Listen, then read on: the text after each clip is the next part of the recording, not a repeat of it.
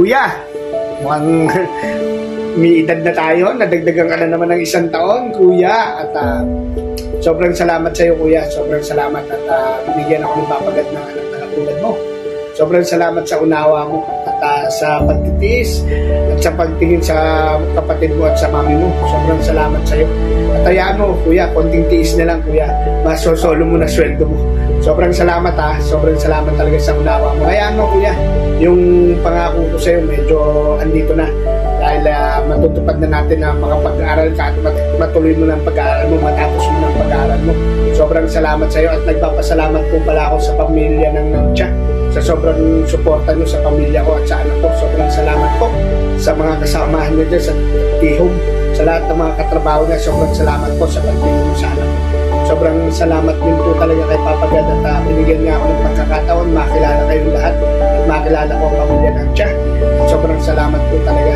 Pasensya na kayo sa sobra-sobra, ang daming sobra. Sobrang salamat po talaga. Kaya mo anak, darating na yung oras o konting tiis na lang tayo. Inshallah, sabi nga sa Arabic, inshallah, na in God's will, baka matupad na natin yung mga pangarap natin at katulong ako sa iyo. At dumating yung oras na maasikaso mo naman yung sarili mo. Kaya anak, sana bantayan mo yung kalusugan mo. Napapansin ko, lumalaki ka.